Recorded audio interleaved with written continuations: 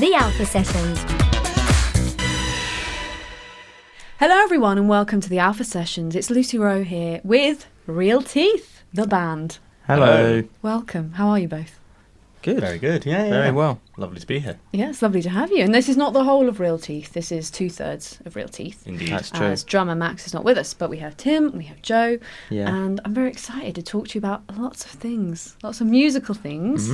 But first, introduce yourselves and tell us how you all came together. How did Real Teeth come into fruition? You go first, Joe. Thanks, Tim. So I'm Joe, and that's Tim that introduced me. Me and Tim met in uni, in University of Leicester. Yes. And I was in someone else's band, and I thought it would be great if Tim was also in that band. That band didn't have a bass player. They did not have a bass Yeah. player. Many bands don't. Yeah. For good reason. I think more should. There should be more bass players. Should be all bass There are players. dozens of us. A whole band of bass players. It's done before. It's been done before. But yeah, I mean, we were literally like next door to each other Yeah. in halls in first year, and you saw all my guitar pedals and thought, that's pretty nifty. I thought you were very cool. Oh, really? No. That's a No. first. Well, I could sort of play guitar, and you were like, we need a bass player in this band. Would you like to join? So that was at the end of our first year of university, and so I bought a bass guitar over the summer holidays and a little amp. And then when we got back together in the second year, and that's when I sort of joined. And then there were 4 members of that band, and then we basically broke away from the sort of founding member of that other band, and formed Real Teeth with Dave, who was our previous drummer. Big up, Dave. Yeah, love Dave. He's a frequent listener. Yeah, yeah, he'll be listening in for sure. He will be. And then... Well, because the 3 of us also, we did years abroad at uni, so then when we came back, the original frontman of the band had graduated. I realised So the way we I had- phrased that sounded like we booted this guy out. We had very little choice. He's a lovely man. but He's somewhere listening, somewhere crying his eyes out. He's a very talented solo artist. So Yeah, very much so. Yeah. Fine, he needs to spread his He's wings. fine. Yeah. He's fine. Yeah. And well, so I was studying in America for a year, and I just had lots of time to write some songs, and then I came home over that summer, recorded a You couple of recorded demos, 2 tracks, yeah. where I kind of did a haphazard job of playing You did everything. they were really good for demos, and you sent them to me and Dave, and we were like, damn, these are good. Let's do this. And I think Dave had already messaged us and said like, hey guys, do you want to get together and Yeah. make some music together? So it was a fortuitous timing, and also when you're at uni, you've got so much free time. So it was sort of a perfect moment. And to make that's already quite a long story. But we met at uni is the bullet point there. But and then sort of post graduation, we kind of doing gigs hither and thither. Hither and thither. Yeah. And then You played there? Hither and thither? but we went to, as we were in uni in Leicester, we kind of did a lot of the venues around there. We also did some gigs up north, and and then more recently we kind of decided to kick things up a notch, and brought in my friend Max. Well, he's our friend Max now. Yeah. That I went to school with. So it's all rooted in the education system. Yeah. Very formal. Basically, Yeah, depending yeah. on where we've been to school, that's where the band happens. If we're like post-grads, we just pick up a sax player or something. Yeah. But yeah. Lovely. Well, it's really nice to have you in this setting, because I actually met you both in September last year playing at a gig on the same lineup in Hackney. But it's strange now knowing you the way I do. Are we going to address it? Now we're close friends. We like mystery. And also, having you play in this context, because your music sounds quite different to this. So is this quite a new setting for you as a band, to play your songs in a pared down way, acoustically? Yeah, because we've got quite a big, heavier rock sound, and I think that's certainly one of the things that we like to make use of. Or like every time we play live, someone usually comes up to us and says, blimey, you make a lot of noise for 3 guys. It was as long as it was loud. Yeah. Maybe if we were a 5-piece, we'd be quieter. But sort of stripping back the electricity, I suppose. We have played acoustically before. I do quite like doing it. It's nice because Joe, I'm going to give Joe a very nice compliment here. Wow. He's a terribly good songwriter. So having them sort of stripped back and just acoustic, you just pay attention to the structure of it and how it's all put together without the sort of bells and whistles and all the stuff on top. Yeah, you can kind of reconnect to it in the way that it was when you first made it, almost. Yeah. But knowing the song in a way that it now exists. So it's gone through this whole journey of being created and then finding its final form. And then you're playing it. It's not the way it was when you first wrote it, when you play it in this setting. It's like, it feels different to you.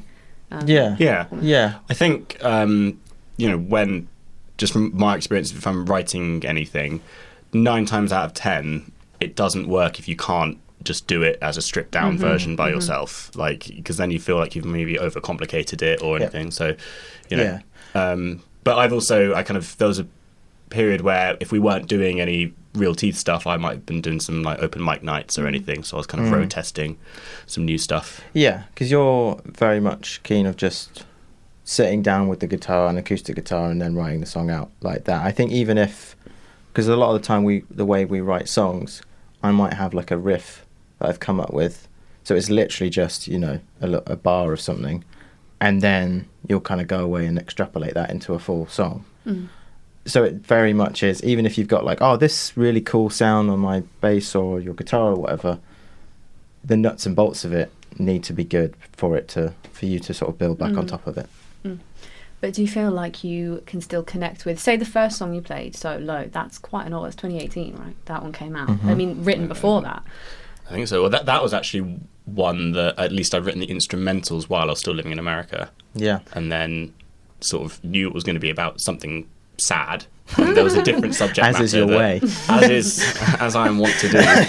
But do you still feel that you can kind of connect with those? Because talking about playing them in this setting, you can kind of connect with them as songs. But does it feel strange kind of playing stuff from that long ago? Do you feel like it's a different person almost? Sadly, no. I'm still a sad boy. I don't think I have a monopoly on singing about this sort of thing. I might be the first. Who knows? But yeah, well, that is definitely the only song from kind of that. There's like an EP of ours from like around that time. Yeah, that's absolutely the only song that we would still do, because that's the only one that I feel like there's no part of it that makes me cringe necessarily, because sometimes you look back at something that you did when if you were in your early 20s and you're just like, none of that really rings true to me anymore. But that one still does, for better or worse.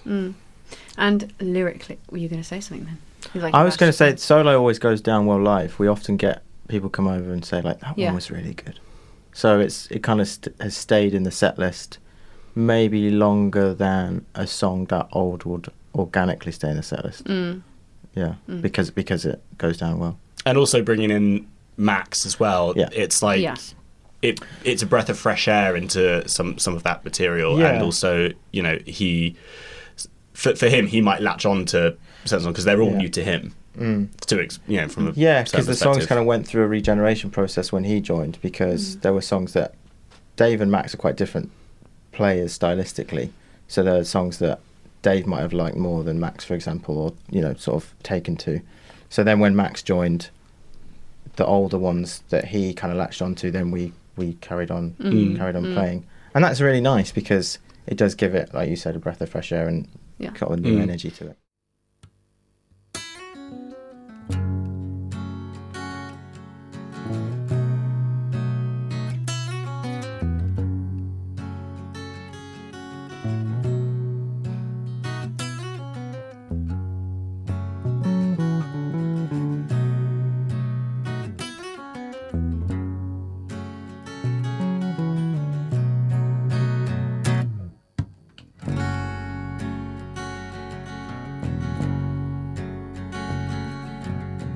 Trapped in my head, there's nowhere else for me to go. And they all said, you can talk to me, I can't escape my own human noise. The skies stay grey. I wish I had the choice.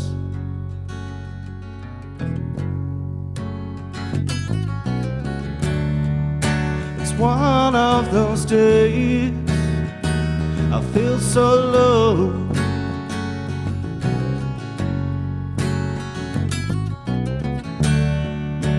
Even just a day I feel so low.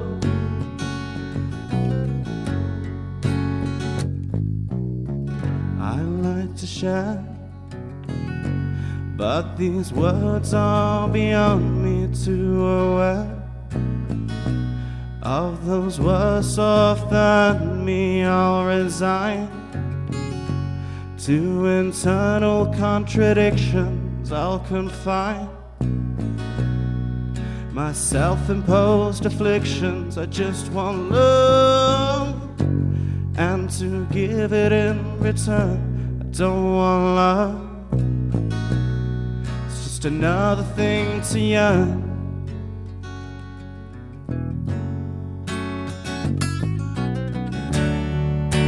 When my mind strays, I feel so low.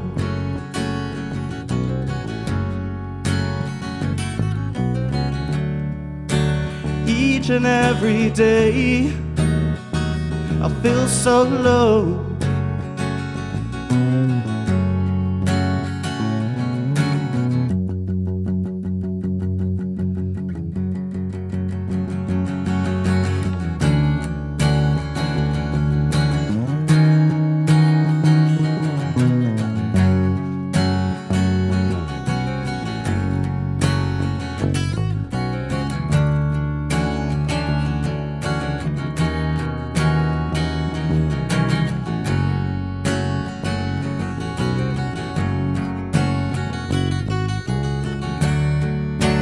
Even if I age a whole out hope,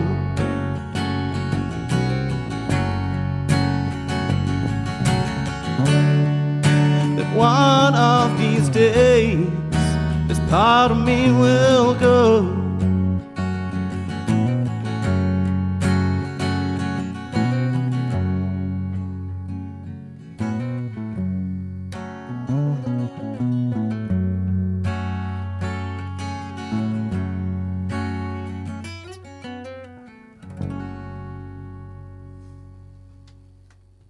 The Alpha Sessions. How do you feel like your sound has evolved over time? Because you've been playing together for a while now, and your music has developed a lot. But how do you feel about the evolution of Real Teeth? I think that, I mean, like you sort of alluded to, that, you know, both Dave and Max have different playing styles. And, you know, not to say that, you know, one is better than the other, but there is a different perspective on how Max does stuff, like it is that kind of new thing, and certain flourishes he adds. I mean, also, just to, he's not here, so I'll give him a lovely compliment that I just think that his energy and his skill is just kind of, is something that was really, really gratifying to apply to these songs, and also for writing moving forward as well. It was just a certain, you know, really... He plays with his heart on his sleeve, for sure. Oh, absolutely, yeah. And he's, and this might not sound like a compliment, but it is. He's an absolute beast. I think you would take that as a compliment. Yeah, he's a big boy and he smashes those drums. He really does. It's been on more than one occasion the tom has fallen off. I've seen it happen. Yeah, you saw it happen, and it happened at a gig at the Spice of Life in Soho as well. It did, yeah. And I was very confused because I felt something drop from behind me. Yeah. I was very worried about what that might have been. I don't know what those toms said to him. And you do have quite a big live sound, which I've heard.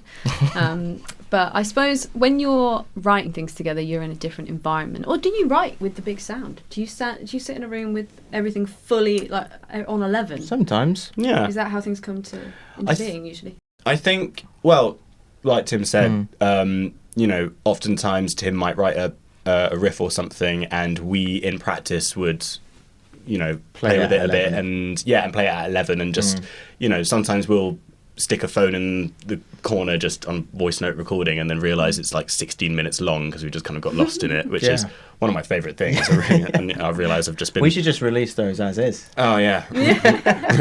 Release the rehearsal tapes. Just wait for the streams to roll in. Yeah. But, you know, that's the kind of thing where when we are kind of practicing up to 11 and, just sort of also playing around with different textures and pedals and everything. When we are not doing it without a specific goal, oftentimes something really great will come out of that.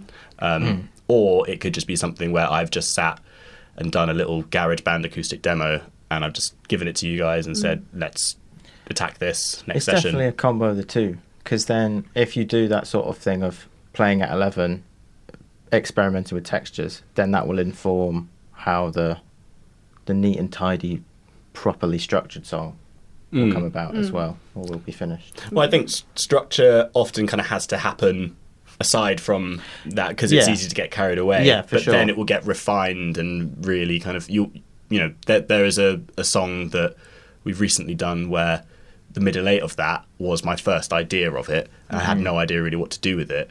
And then while just messing around with those chords, we kind of came up with the rest of it. And then I went back and thought, okay, let's put this here, put this here. Yeah, Here we go. I'd say that's one of the classic ways we classic Real Teeth to come up with something cool and then extrapolate all the chords and notes that you can get from that one little riff.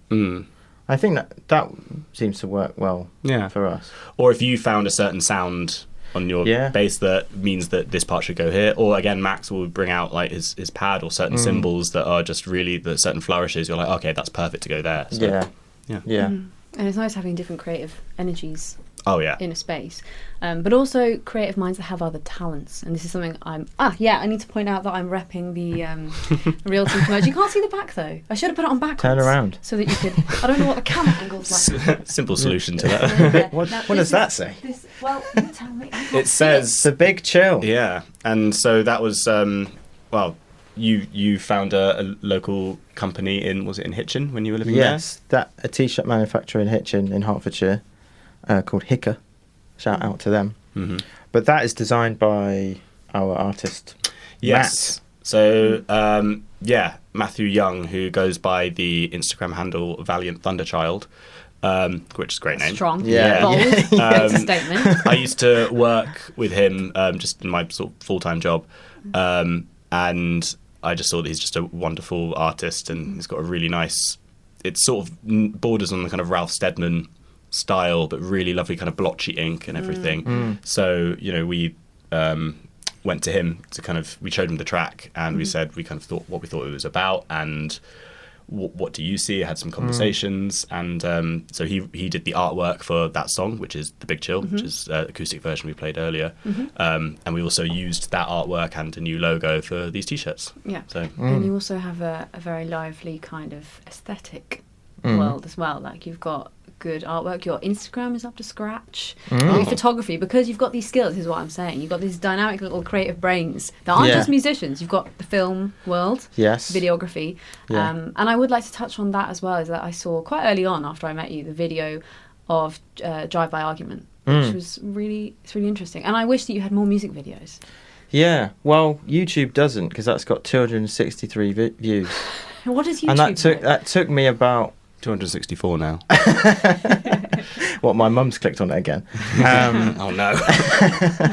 But that was really fun doing that. So I found some dash cam footage that someone had just plonked a sort of video recorder on their dash cam of their car driving through London it said 1999.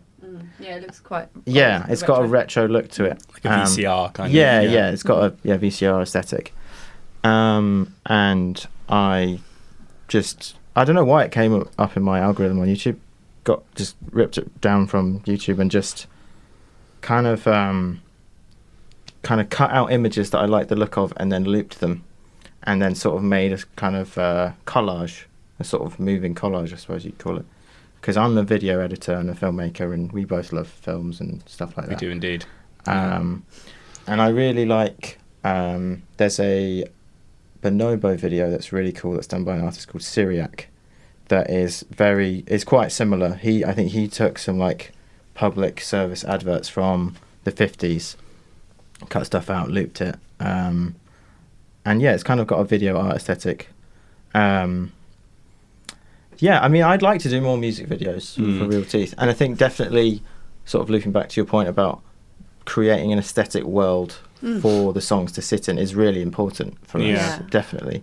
I might- And I think Matt really helped us achieve that, particularly for the Big Chill. It felt like this was an era of Real Teeth, and I Yeah. think we were trying to sort of launch a new era, so to speak, because we got the new logo done. I think when we've got some new tracks coming out, he's going to do the artwork again, so you can kind of see. He doesn't know this yet, but Yeah, hopefully he's available and willing. But you're looking for continuity. yeah. Yeah, I think that's important because when you listen to a band, you want to feel like you're being brought into a world. I think. I very much. I mean, this will be no surprise to anyone that knows me, but I'm a huge Radiohead fan. And I know. But a lot of that is to do with because I've got these books of their artwork, and Tom York's collaborations with Stanley Donwood. I just think are so incredible of how they complement the album cycle, or that the aesthetic of that just matches perfectly, and I really want to get into that and more of that.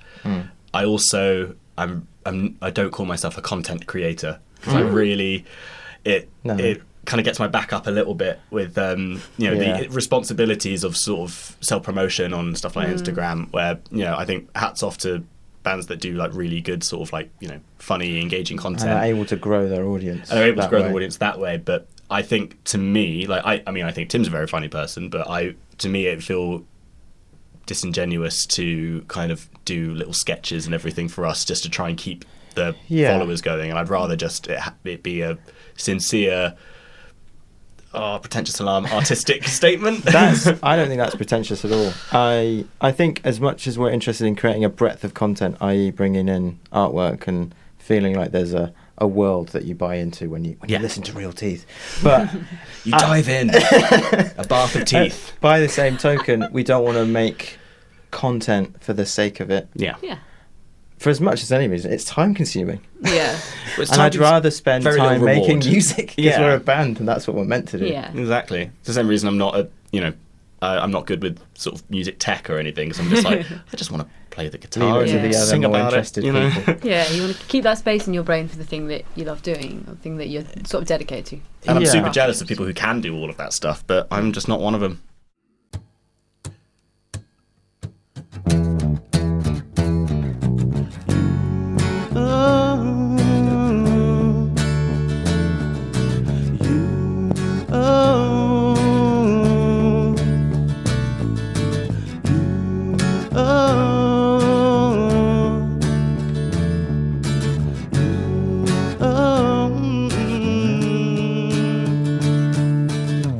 You are the ghost of all longer times, squatters' rights within my mind.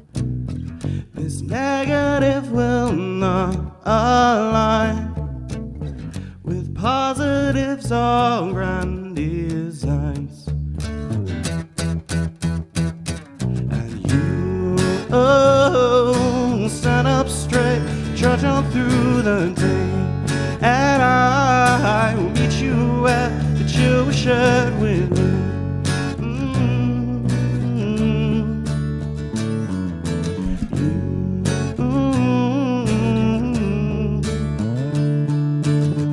So goddamn lonely in this place. Hungover shame is here to stay.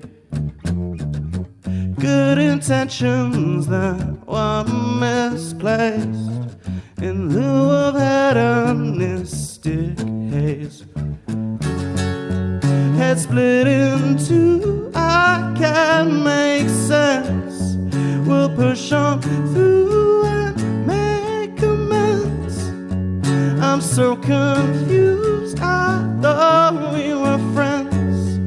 I thought we were friends, oh no. And you, stand up straight, trudge on through the day, and I will meet you where the chill we shed remains. And you, stand up straight, trudge on through the day, and I will meet you where the chill we shed remains.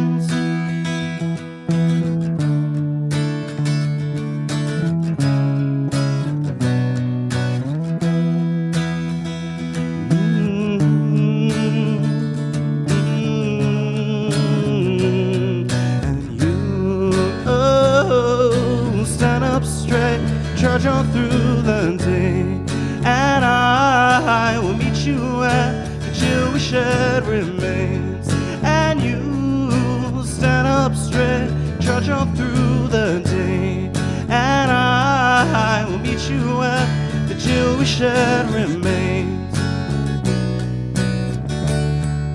The chill we shared remains. The chill we shared remains. The chill we shared with you. Oh.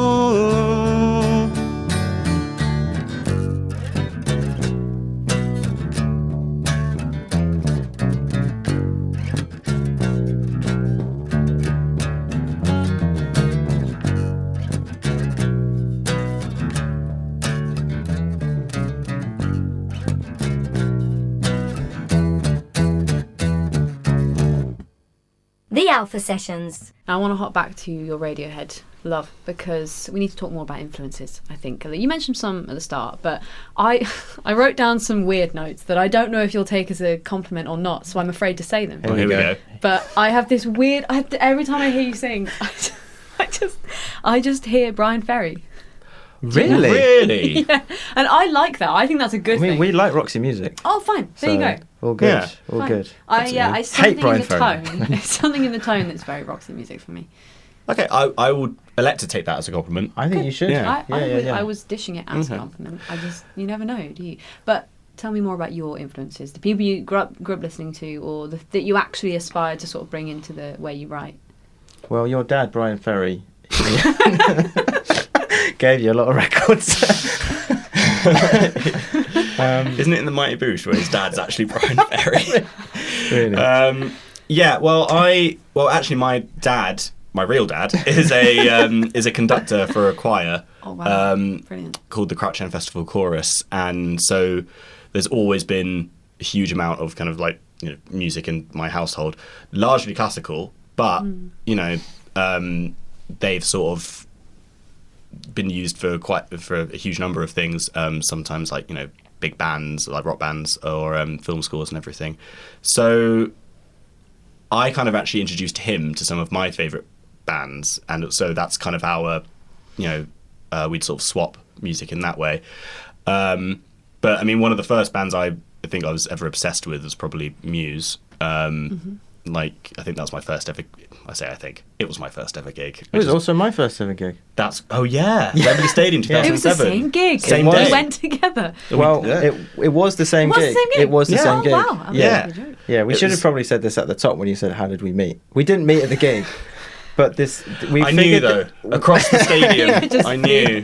Yeah. We figured it out quite early on when we met. I was like, I think I went to see Muse in 2007. You went Wembley Stadium? I'm like, yeah, June 17th. The Sunday? Like, yes. Yeah, wow. yeah. Aw, So there's that. But guys. he just touched my arm. But yeah, no, I say used to. Probably still. I still give them a lot of time of day. But yeah, no, I think classic sort of sad white boy music for me is really like so Jeff Buckley, Radiohead, Muse, but also I think I kind of go through. I think one of the reasons I really like a lot of those artists is they are kind of gateway to other artists, so people that influence them. So I kind of got into stuff like Portishead, and also a big Rage Against the Machine fan. So maybe some of our heaviness live comes a little bit from that. Yeah, when we met, so it was 2013. AM had just come out. That was a big record for me. It's by Arctic Monkeys. Yeah. And we both bonded over that for sure. And I think Royal Blood were kind of coming up as well. Well, they supported Arctic Monkeys at the gig we went to. Yeah, we went together to see them in Finsbury Park, and Royal Blood played. So that was definitely like two like big artists at the time that we could kind of bond over. And obviously the Muse thing, that was good. I quite like Muse too. I think what's quite nice though between the three of us, there is quite a broad range of stuff. I think me and Max are typically gravitate more towards sort of heavier rock stuff. But I'd say our kind of middle ground would probably be like a band like Foals or something, where we're like, right, you've kind of got these really, really, beautiful textures going on, but also can bring the house down if and when they need to. And the groove is good. The groove is the good. groove is very strong. Well, the groove, that Muse B-side that we got once, that one. Yeah. And now I want to talk also about the new things that you are creating or have recorded. And I like an exclusive announcement, so I'm going to try and make this dramatic, even though it's just not. But are you all ssitting down? Everybody, hold the hand of the person next to you. Prepare yourself. Look into their eyes. Tell them you love them. And remember where you were when this happened. This is a big moment. So you've actually played a new one today, Faded. Which was my favourite of the three. Oh, thank you. And I just think it's quite. It's good that the new one's the favourite. We've had some we're really progressing. Yeah. But talk to me more about the whole process of recording these new, because it's quite recent that you were recording new tracks together. A couple of weeks ago. I mean, I think that main hook of Faded is something that I don't know about any other sort of guitarists or for musicians, that sometimes the moment you kind of sit down at your instrument or plug your guitar in, sometimes you just play something and you don't know that it is original, or you don't know that it could be anything, and for some reason I think I kept gravitating back to that that melody. I remember you playing it quite a lot before. So annoying. And so I guess playing it here is probably the actual first time it would be any version of it would go out to. So you do have an exclusive. Because I mean we've played it live, but I mean first acoustic version, but also since we've actually recorded it and we're currently mixing it. So it's not even ready. And I mean the song, we haven't even heard it. We haven't heard the finished mastered version. We actually haven't. No. I cannot tell you how underprepared we are for this. But that was definitely, I'd say, a really perfect example of what each of us brings to the composition process.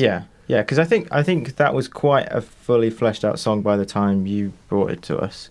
But then I think in terms of the structure of the song, but then just sort of Max and I coming in and filling in the gaps there makes a really big difference, because I think particularly when we do it live, the groove of that song is really, really strong. It's quite rolling, and Max and I really lock in on that. Oh yeah, the drums and bass of it are so good. I mean, it's yes, also they are. Thank you. Yeah, I can confirm they are.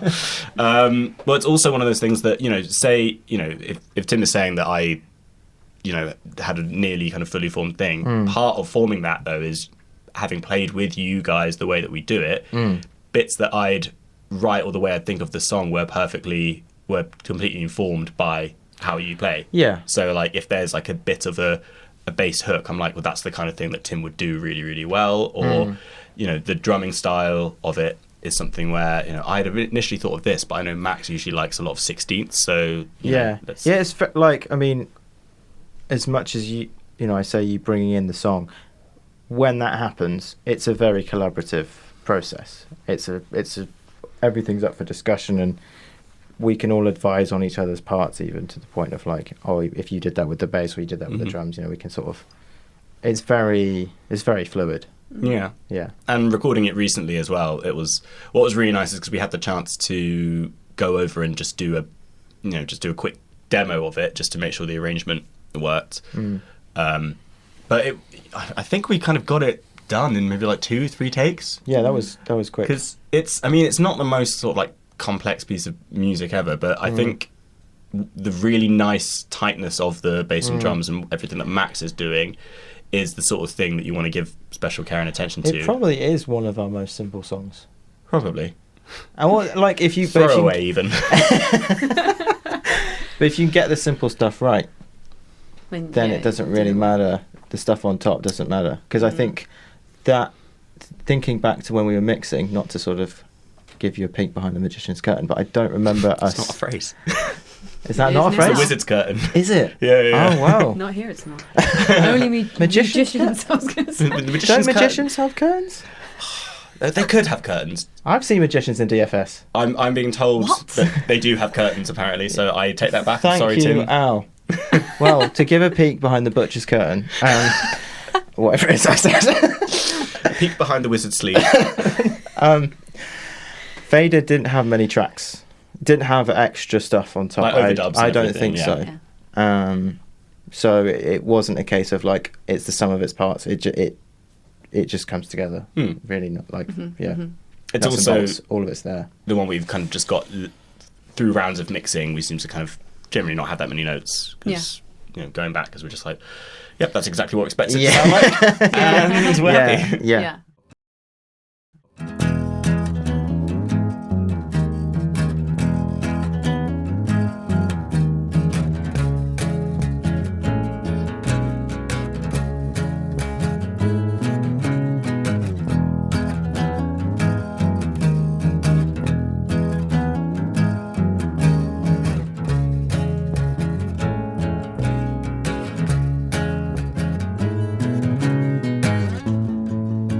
Story's been refreshed.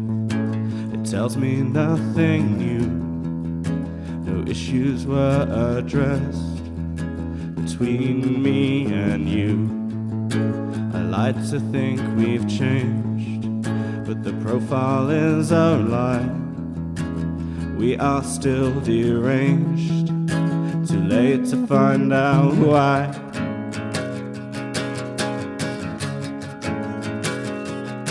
We are faded,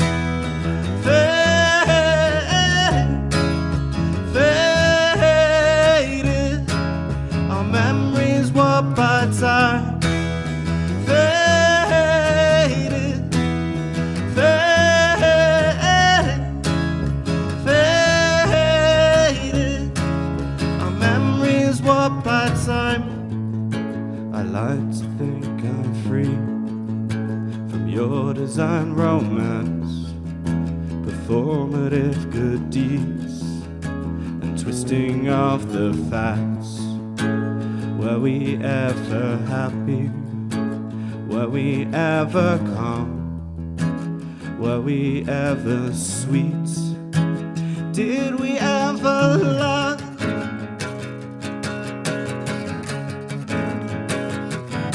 We are faded,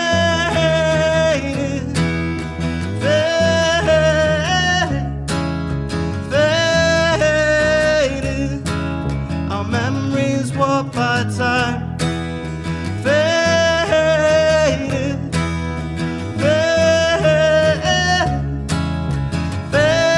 faded.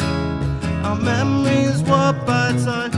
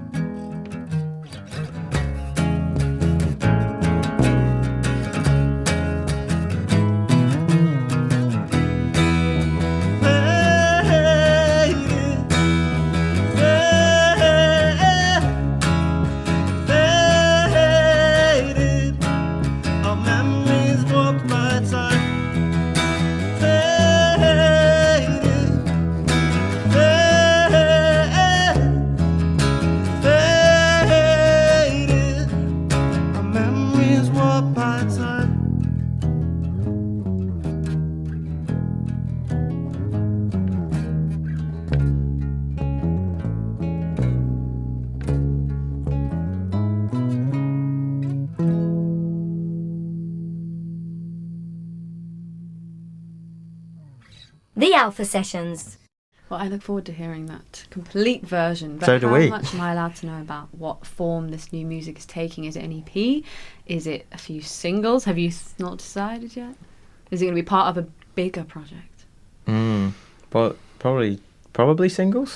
I think it is single. I mean, you know, this will be no shock to anyone who is a struggling or amateur musician, but it's really expensive to record stuff. So ideally, you know, we'd all like to go away to a, you know, farm studio for a couple of months and come out with the greatest album in the world. Yeah. But, you know, we generally are kind of in the sort of single cycle at the moment. So, and I do actually quite like that, because I think it means that each song can have its own identity. So when it comes to artwork or, you know, and I would like to kind of do maybe a music video or two for these. Yeah, so that it's would be cool. essentially 2 singles that are being mixed at the moment. And, you know, we are hoping to kind of drop them over the next couple of months individually. And I guess you can kind of build up momentum if you do each one individually, because I suppose if you did like a whole EP, dropped it and then nothing happened, it kind of feels a bit. What we hear on the grapevine is that you're meant to sort of spread your work out, so you can kind of, rather than doing one big, for the want of a better phrase, dump. So, but I mean, moving swiftly on. So, I won't talk again. Well, I mean, essentially, it is going to be singles until we have the capital to try and do. Are something you looking better. to invest? Is that what this is? We'll take it. We'll take it. Thinking about it. I have a collection of pens that I can put forward. Where are my pens? I had a whole collection of pens. That's okay. Our producers are actually paid in biros, so yeah. Parkers, they've gone up. Really? But yeah, so we'll release those. I mean, essentially, it's really just an economy of, we can record, because we were going to record 3, and so we do have another one that's ready to go, and then we were kind of just like, right, let's just cool down a little bit. Let's do these 2. So, but frustratingly, we've kind of got, I'd say maybe around 4 songs in the back pocket, kind of, that, you know, 2 of them I'd say are pretty much ready to go. Yeah. And then there's another couple where, you know, just 1 or 2 more practices will get like a good arrangement going. Yeah. So it's sort of just like, as soon as when we next get paid, we will, you know, try and book some more studio time. Exciting. Well, it sounds like there's lots of exciting things to come. And we didn't sell it that well. We will. No, you We're did. very We're going to excited. edit it right down. Very just to the excited. really positive bit in the middle and the word dump. Somehow I'm going to get that in there. And there'll be gigs. We like gigs. Yeah, we love play gigs. Yes. We love playing live. I mean, Yeah. on our, if you want to give us a follow on Instagram, you'll be able to see stuff that's coming up. I think our next gig is April 18th, because we took a bit of a break for a bit while we were just doing this recording and just some life admin. But yeah, I mean, There's always stuff cooking. I love being in There's this band. always- I get really excited by every little thing. I'm like a kid in a candy shop when it comes to recording and everything. So I'm always excited. I think that's the And most now important thing. you spread the excitement. You spread the joy. Now we're all excited. Spread I know the Al's cheer. excited. I can see him in there. Yeah. Yeah. His mind. Now I'd like to leave on something that I found on your SoundCloud that is not a song, it's your bio. Your bio on your SoundCloud says available for children's birthday parties and bar mitzvahs. We are. I don't know if that needs explaining. I think if you need them, then get in touch. book us. Call if them you out. have a children's party and you would like to book real teeth, then you know where to find them. We've not been booked for a bar mitzvah yet. It's Well, never you say haven't. never. It's because you say the word dump. I'm excluded from the bar mitzvah Yeah. bookings. Yeah. Well, I think that's the genesis of that. I think it's just a funny thing that. Well, actually, isn't it the Nirvana thing? It's Jonathan Ross says that Yeah. about. So Nirvana played they were a meant very to play naughty song, I think. Well, they were meant to play "Smells Like Teen Spirit" on the Jonathan Ross show, and instead they played a song called "Territorial Pissings." If we're allowed to say that. Yeah, might have to bleep that. And then played it extremely loud, extremely fast, trashed the stage, ran off with ear screeching feedback. Yeah. And Jonathan Ross just said, "Nirvana available for birthday parties and bar mitzvahs." Yeah. So, you know, lifted it, stole it. And Pure Ross, he's a stole it. poet of our time. that is what we can expect. Wassy. A real But teeth gig. essentially, I think we now sort of brand it as like kind of like sad bangers. Yeah. Because they are loud and Yeah, fun, sad bangers, but also will make you leave the gig going, huh.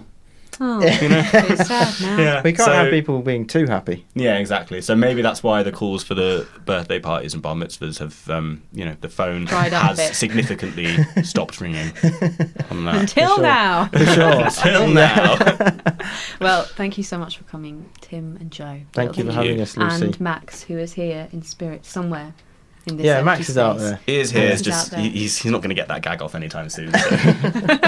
And we'll see you again when the new tracks are out. We'll have you back in here to play some more. Fantastic. Hopefully. Thank you so much for having Thank us. you. Thank you.